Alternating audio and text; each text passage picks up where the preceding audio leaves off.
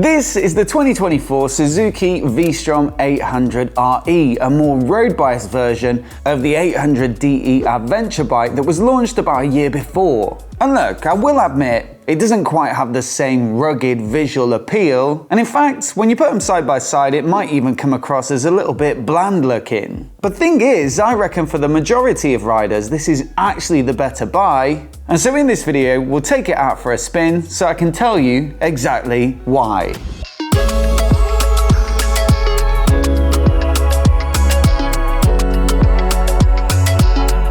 But before we get started, a massive thanks to REBELHORN for supporting the channel and sponsoring this video. On this particular ride, I'm wearing the Hiker 4 jacket, which is a really versatile piece of kit that's perfect for this time of year when the weather can be a bit unpredictable. The key is the internal waterproof membrane that you can wear under the jacket for extra warmth on those chilly days. Thing is though, if you get a particularly wet ride, then it's easy to pull over and stick it over the main jacket, and that'll stop it getting soaked, which is especially important on a multi-day tour where you don't want to be putting on a damp, cold jacket in the morning. Then if you get in a little warm, then you can open some vents and stick the membrane in the big stash at the rear of the jacket, and it can even be worn on its own off the bike if you're just wandering around for the day and want something that gives you a bit of warmth and protection. It's a brilliant jacket in my opinion at a brilliant price, so do check out the link down in the description below, and once again a massive thanks to REBELHORN for their support.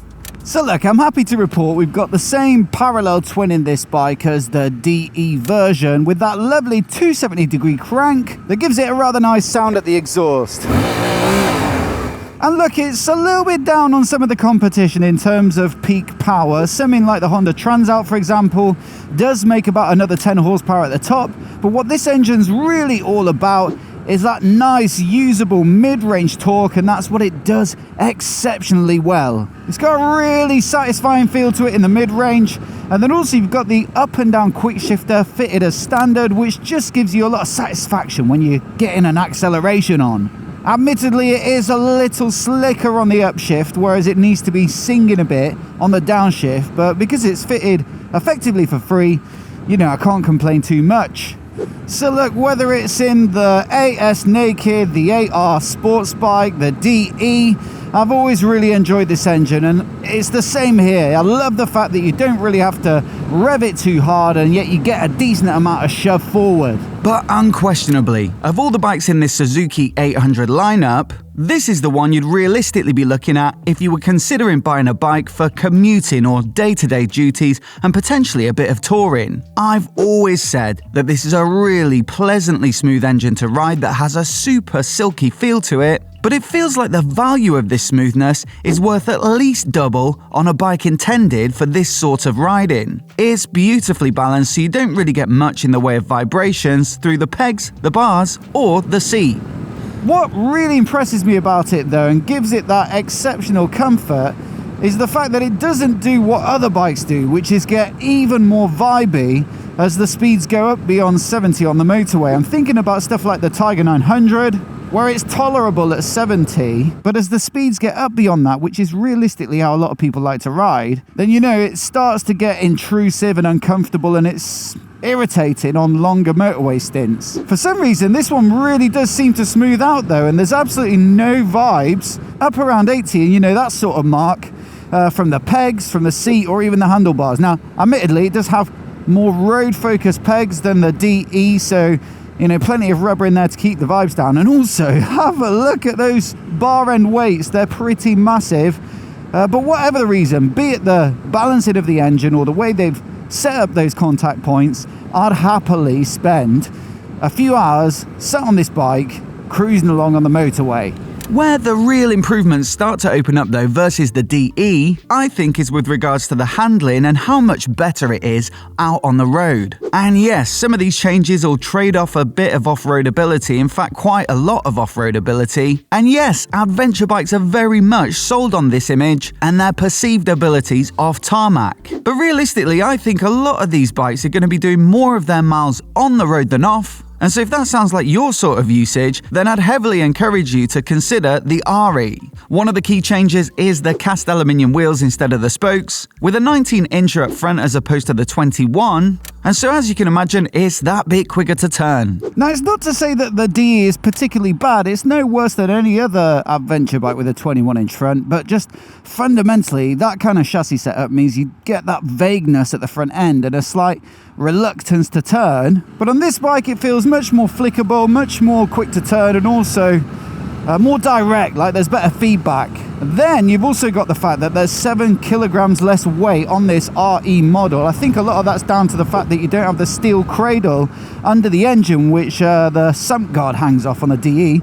Obviously you're going to want that if you're riding off-road, because you don't want to get a big rock smacking the bottom of your engine. But yeah, lower total weight is always going to contribute to that sense of agility and nimbleness, and that's what you're getting on this bike by comparison. Then we've also got to talk about the braking. On the DE you get 2-piston axially mounted calipers, and they are appropriate, let's say, for looser surfaces where you do want the brakes to be gradual in the way that they come on, so that you've got more opportunity to match your braking to the levels of grip that you're currently experiencing. But of course on the road everything's a lot more consistent, there's more grip, and so these 4-piston radially mounted Nissan calipers are much more up to the job. Now, one thing you do lose is a bit of adjustability on the suspension, so for people who really like to get it dialed in, that might be a bit of a sacrifice, but I think still this Showa suspension with the upside down fork, big pistons, separate function, does a really nice job of supporting the bike,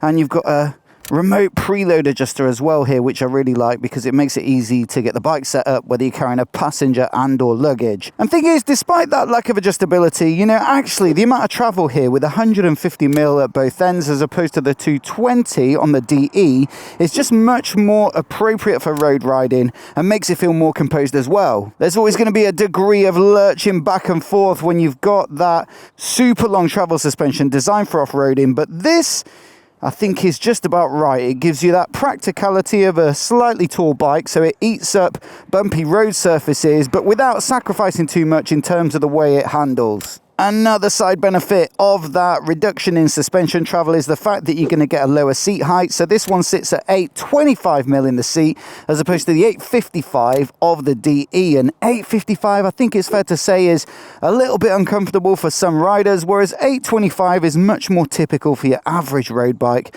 And so I think people are going to feel confident getting their feet down, broadening on this bike, unless you're at the shorter end of the spectrum. And again, it's a bike you might be riding with luggage and a passenger, so getting 2 legs planted can be really reassuring when the bike starts to feel a bit heavy. Besides that as well, I really do like the ergonomics. The bars are a little narrower than the DE version, so there's not quite as much leverage, but they still feel quite commanding in the way that you're sat. And the relationship between the bars, the seat and the pegs is nice and open, so it certainly is a more comfortable and spacious bike, let's say, than something like the AS Naked. And I think it's also fair to say it's well set up for a passenger. You've got these solid grab rails at the back with a little bit of a rack, a decent amount of space on the saddles, some decent pegs too. And so yeah, I think it'd be quite a nice bike to ride 2 up. All round, I just think it's a really well thought out bike. It's comfy and practical. It's still a bit of fun. You've got that smoothness as well. There's plenty of torque, and so I think it would actually make a fantastic sort of daily. Like I said at the top, it's not exactly the most exciting bike to look at, but if you just analysing it from those more practical angles and where it ticks all those boxes, especially if you're looking at the sub 10 grand category, and there are very few bikes that I think do this sort of thing quite so well. The only thing I'd possibly add is a phone mount like this, you know, a quad lock.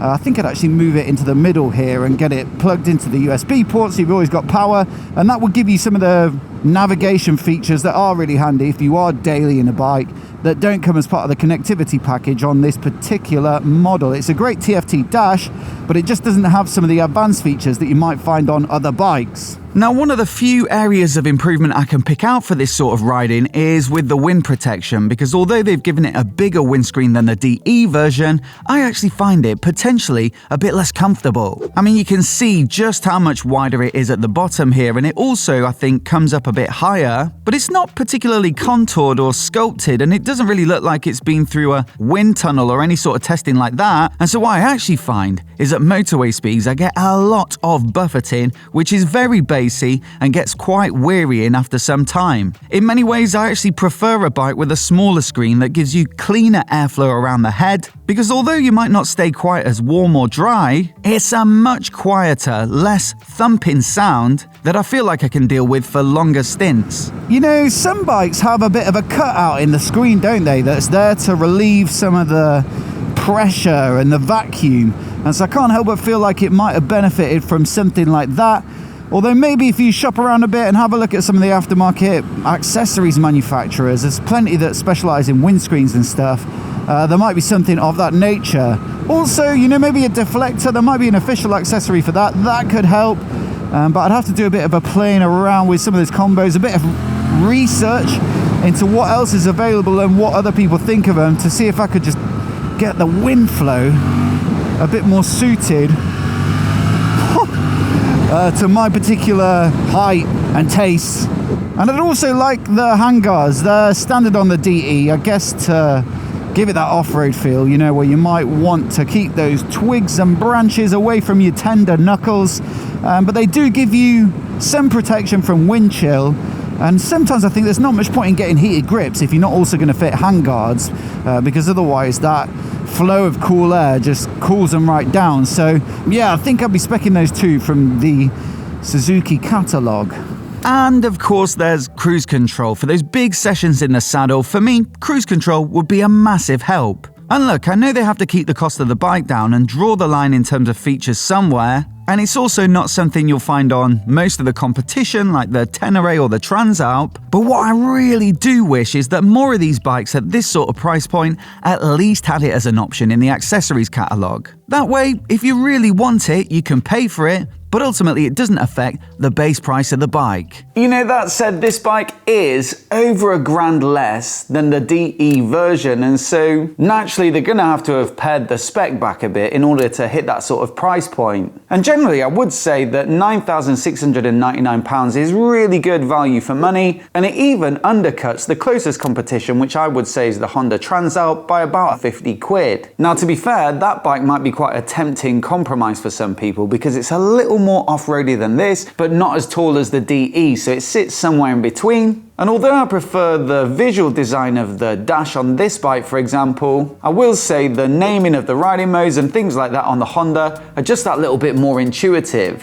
But still, I would probably say that this is the better road bike, and not only because of the smoothness and the way it handles, but also some of the practical stuff like the fact that this has tubeless tyres. So I think if you can get that windscreen situation to be dialed to your particular height, and if cruise control isn't a deal breaker for you, then this might well be the one to go for. I've certainly enjoyed riding it this week, but I'd love to know what you think of it, so do let us know down in the comments below. I'll also leave my Transalp review on the screen now, so you can give it a click and give it a watch in case you haven't already. Do hit subscribe if you want to see more of the latest motorcycle reviews like this right here on MOTOBOB. A massive thanks for watching today, and we'll see you in the next video.